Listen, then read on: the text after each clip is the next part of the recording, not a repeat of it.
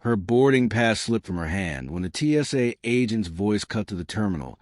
Asterisk, people like you always cause problems. Asterisk gasps rippled from the line, but no one stepped forward. Sarah's cheeks burned as laughter sparked from a nearby officer, their uniforms blurring into walls of judgment. Her fingers trembled, yet her eyes locked on them with fire no one expected. The silence of the crowd was about to shatter. Sarah bent down slowly, her hand hovering over the boarding pass on the cold floor.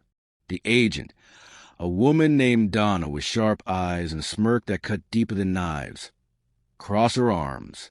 You gonna pick that up, or do I need call security? The words dripped with venom. Sarah's hand closed around the paper, but her heart pounded with something dangerous. She stood, shoulders back, and spoke in a voice that surprised even herself. I will pick it up, and then I'll pick you apart. Donna's smirk flickered. The other officer, a tall man with a badge that read Martinez, stepped closer, his hand resting on his belt. Excuse me. His tone was a warning, a threat-wrapped authority. Sarah didn't flinch. Her eyes moved from Donna to Martinez, then swept across the frozen crowd. Businessmen with lowered gazes, families pretending to check their phones. No one wanted to be part of this. But Sarah wasn't asking for permission anymore. She was taking her power back, one breath at a time. You heard me, Sarah said, her voice steady now, cutting through the terminal like a blade. I'm a federal attorney. And what you just did, that's racial profiling on government property. Donna's face drained of color. Martinez shifted his weight, suddenly uncertain. Sarah pulled out her phone, holding it up like a weapon. I recorded every word, every laugh, every second of your little performance.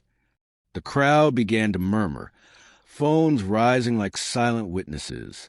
The tables had turned in an instant. Donna stammered, her confidence crumbling. Look, I didn't mean it like that. It was just... Sarah raised a hand, silencing her. Don't you dare explain away. Her voice was calm, but it carried the weight of every humiliation she'd ever swallowed.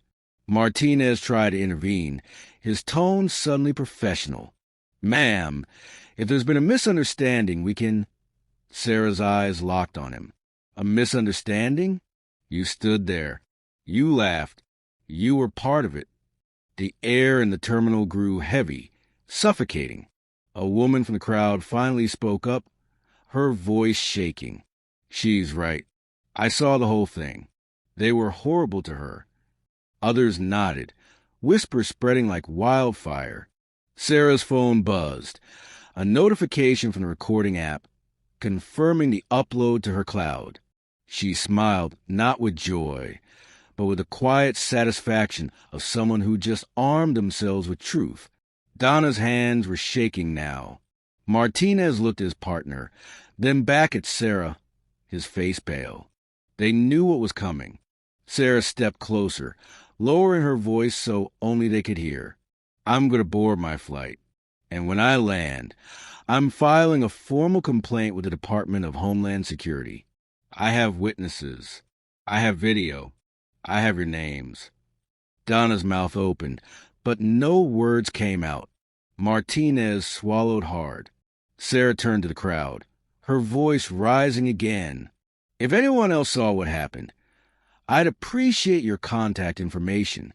This end today. Phones buzzed as emails were exchanged.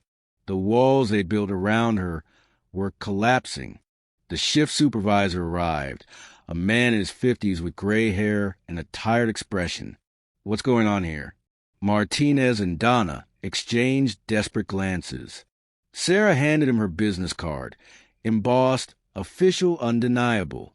Your agents just committed a federal offense. I'm Sarah Mitchell, senior attorney at the Department of Justice. The supervisor's eyes widened. He looked at Donna, then Martinez, and the color drained from his face. I'll handle this immediately. But Sarah wasn't finished. Not yet. You'll handle it? Sarah's voice was ice.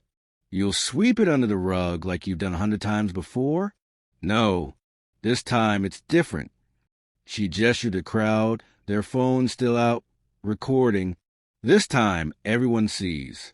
Everyone knows. The supervisor fumbled for words, but Sarah cut him off. I want their badges.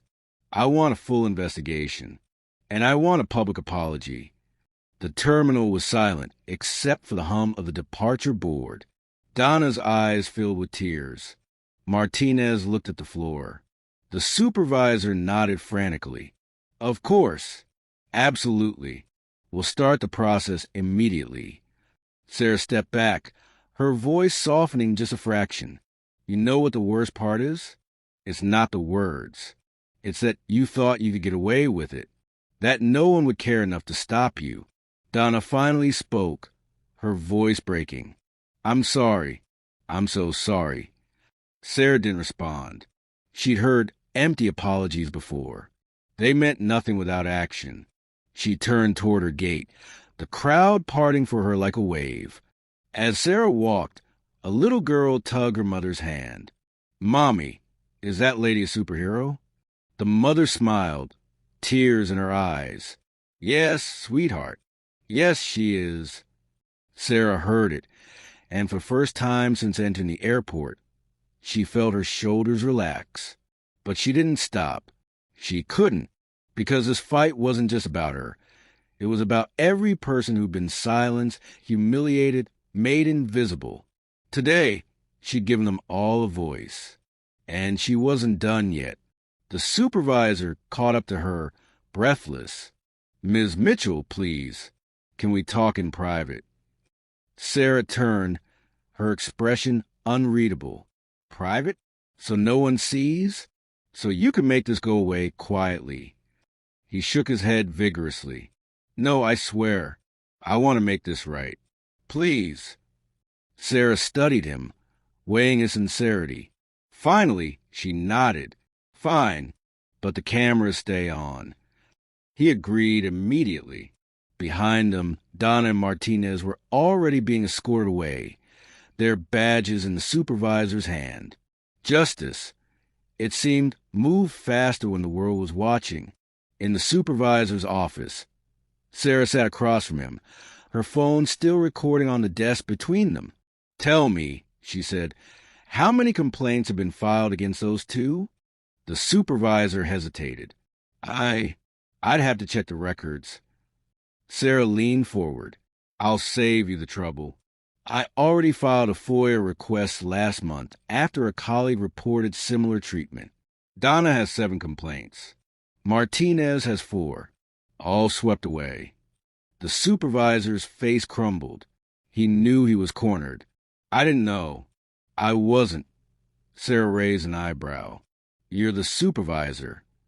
The silence stretched, broken only by the muffled announcements from the terminal. Finally, the supervisor spoke. What do you want from me?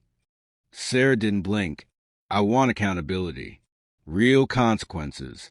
Not just for them, but for every officer who thinks a uniform makes them untouchable. She pulled out a folder from her bag, placing it on the desk. These are testimonies from 17 other passengers. Different dates. Same agents. Same behavior. The supervisor's hands trembled as he opened it. Page after page of documented pain. My God! Sarah stood. I'll be watching. If this doesn't result in termination and policy reform, I'll escalate this to the federal level. And trust me, I won't lose. The supervisor nodded, defeated but understanding. You have my word. Sarah picked up her phone, stopping the recording. Your word better be worth something. She walked out, leaving him with the weight of his failures. In the terminal, passengers watched her pass, some nodding in respect, others averting their eyes in shame for their earlier silence. Sarah didn't acknowledge either. She had a flight to catch. At the gate, the boarding agent smiled nervously. Ms. Mitchell, we've upgraded you to first class. As an apology. Sarah looked at her, a young woman with kind eyes and a name tag that read Jessica. Did they ask you to do this, or did you decide yourself? Jessica hesitated. I decided what they did was wrong. I'm sorry I didn't speak up earlier. Sarah's expression softened. Then I accept. Thank you, Jessica. The simple exchange felt like a small victory, proof that not everyone was complicit. That courage, however late, still mattered. Sarah settled into her first-class seat, the leather cool against her back. Around her, passengers whispered, recognizing her from the terminal. An older man across the aisle leaned over. Thank you. My grandson is black. He flies alone sometimes. Stories like yours, they give me hope. Sarah nodded, her throat tight. Tell him to always record. Always speak up. The moment we stay silent, we give them power. The man's eyes glistened. I will. As the plane began to taxi, Sarah looked out the window, the city shrinking beneath her. She thought of Donna and Martinez, probably being questioned right now.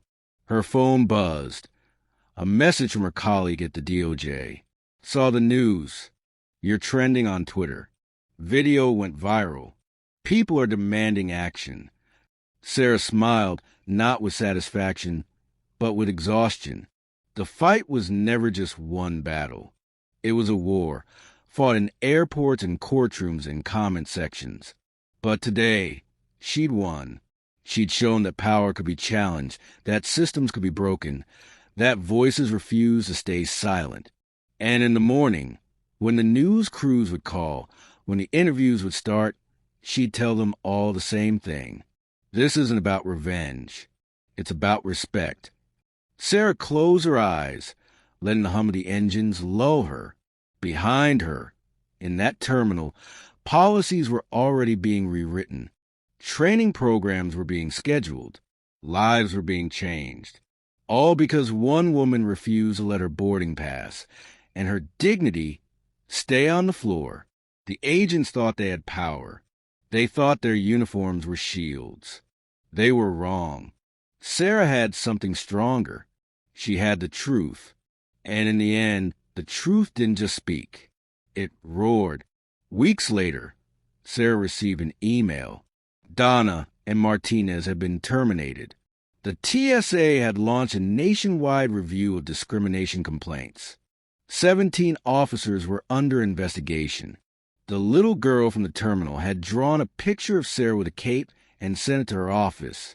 Sarah pinned it to her wall, next to her law degree and the commendation she'd just received from the Secretary of Homeland Security. Heroes didn't always wear capes. Sometimes they just wore the courage to say, no more. And that was enough. That was everything.